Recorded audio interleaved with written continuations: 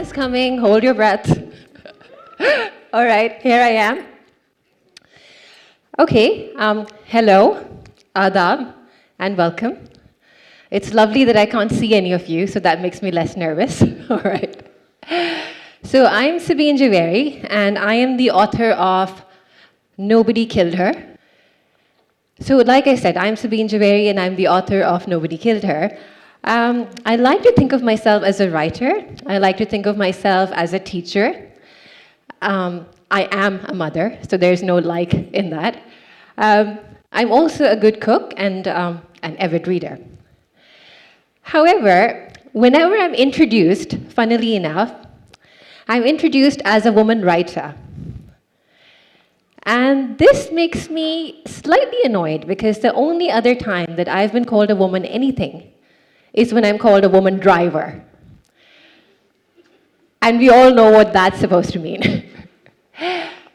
So it makes me think that if being called a woman driver is a reflection of my driving skills, then is being called a woman writer a reflection of my writing ability? So this is what I want to talk to you about today. Does writing have a gender? And if not, should writers? Anyhow, so this is pretty much how I felt after my novel came out. Bit like Shabnam, holding her ears. Because every interview, every reviewer asked me this question. Being a woman, and if they were feeling particularly generous, then being a Pakistani Muslim woman, how did you manage to write a political thriller? What are your qualifications? I mean, at first I jokingly said, oh, I went to Exact University. But then I started thinking, would Omar Shahid or any of the other man writers who write political thrillers be asked this question? The other question that I was regularly asked was, being a mother, being a professional, how did you find the time and space to write? So both these questions, being a woman writer and not being a full-time writer, how did you manage to write, got me thinking. And I realized that the reason that I was feeling slightly annoyed was because I never really thought of myself as a woman. I grew up reading writers like Ismat Chughtai, Manto, Rashid Jahan, fiery, passionate writers, who were writing about female sexuality, who were writing about safe childbirth, marital rape, about women's rights, basically, at a time in 1930s when the word feminism hadn't even been coined. And I think somehow, somewhere along the way, they sort of gave me permission to write. They made it okay for me as a woman to write about the themes I wanted to write. And so I wrote a book which challenges the patriarchy of our society, which has these strong, empowered women characters who are neither saints nor sinners. In short, I wrote a novel which humanizes women in politics. And for that, I was deemed a woman writer trying to shove her big fat foot into a world of male political writers. Why is it? Why is it that my literary journey into the creative world began by resisting the term woman writer? And today, as I stand here, I have come to celebrate it. This is something that I want to talk to you about. Initially, I fought back by calling everybody who wasn't a woman writer or a trans writer or a queer writer a man writer. But then I realized that's not enough. I really have to understand why is it that we internalize this idea that man's writing is universal while women's writing is women's fiction. I mean, have any of you ever thought about that? That there's no equivalent to women's fiction? There's no such thing as men's fiction or men's writing, but there's women's writing and women's fiction. I mean, can you really tell just by reading a piece of work whether it's written by a man or a woman? Well, apparently, Nepal can. So a few years ago, Nepal said that he could tell within a paragraph or two if a text was written by a woman or a man. Because women's writing is sentimental, while men's writing is universal. Well, perhaps. But if men grow up thinking that they have the mantle for universal communication, it is going to color their art. Take Macbeth, for example.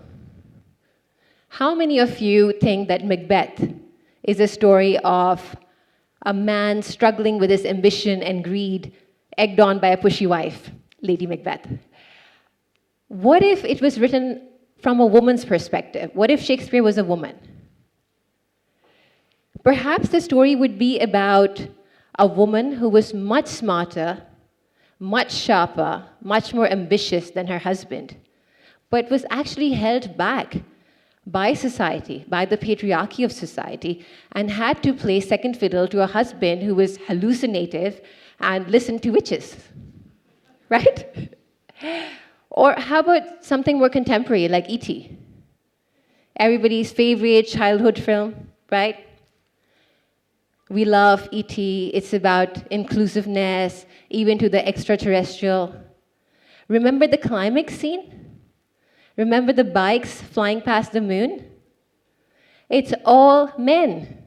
It's a lad's adventure. And this is a story which is about inclusivity, even for aliens. And in the climax scene, the little girl and the mother is left out. So what I'm trying to say is that even if a man writer is writing a story about human goodness, sometimes it has a tendency to turn into a boy's adventure. This is not to say that men's writing is any less or women's writing is any more. I mean, take Anna Karenina, for example. It's the best, most sentimental novel I've read. Tolstoy does romance as good as anyone else. Take Isma Chugtai, for example. Absolutely acidic, caustic wit. Nothing feminine about her writing. So what I'm saying is that you can't have these generalizations. And because unless we think of writing in terms of good or bad, and not man and women, these biases and these stereotypes will continue. And why is that dangerous? It's dangerous because unless women feel that their stories matter and they have the right to be the storyteller, we are going to shrink, our audience is going to shrink, our power to reach out is going to shrink, and what's going to increase? Our self-doubt and self-censorship. Let me give you a really funny example.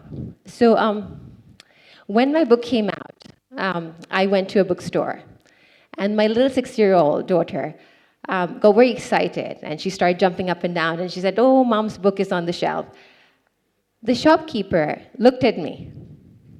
I'm standing there with my bachas and with my grocery bags. He picks up the book. He checks the cover. He checks my picture against me. In that moment, I began to doubt myself, and I really questioned. And I thought, me, who's a mother with my kids, and I wrote this story between housework and office work and between putting kids to bed. Do I really deserve to take authorship? Do I really deserve to take credit for a book?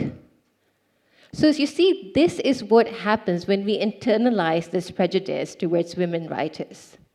And not just women writers, women who are ordinary, women who don't conform to the idea of the privileged, tortured artist who is nocturnal and sleeps at night and writes during the day.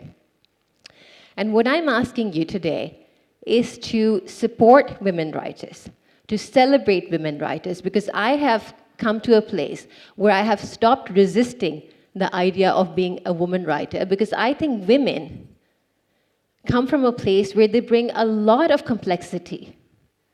There's a lot of subtext to their writing. Their journey sometimes is much harder than their male writers. And what I'm saying is that women's stories are just as universal. They matter just as much, and they have the right to be their own storytellers. People like these and people like these have paved the way for me. They have made it okay for me to stand here today and to tell my story and to feel proud. And what I want to do is I want to give back, and I want you to imagine an inclusive world where men and women are not judged on the basis of their gender, where men and women's writing, that is, I mean, that gender bias is going to continue wherever we go. Because if you think about it, we are 50% of the world's population, but we have less than 5% representation. Women do 2/3, or maybe even more, of the world's work, and they're paid 1/3, if they're paid at all. A lot of our mothers and wives, daughters, don't even get paid for the work that they do. We need to acknowledge that. We need to acknowledge that, and we need to realize that women matter just as much. We have to find a way of making young girls and women feel that not only do their stories matter, they count, and they don't have to be shoved under women's fiction. Because if the human story is finally told by men, believe me, it will be about men. So let's sit here today and try and imagine a world which is really inclusive and where what matters is good or bad writing, not whether it's written by a woman or a man. As you leave this place today, go and pick up a book. Which book? Not any book. A book by a woman writer. Why? Because we still have to come to a place where we are equal with our male counterparts. And until that world happens, which will happen thanks to you, we have to support women's writers, and we have to make our daughters and sisters understand that their stories matter. And that's all I want to talk about today. And I also want you to say that stop self-doubting yourself, stop self-censoring yourself, and if you have a story to tell, tell it, because your story matters. All right? Thank you. Bye-bye.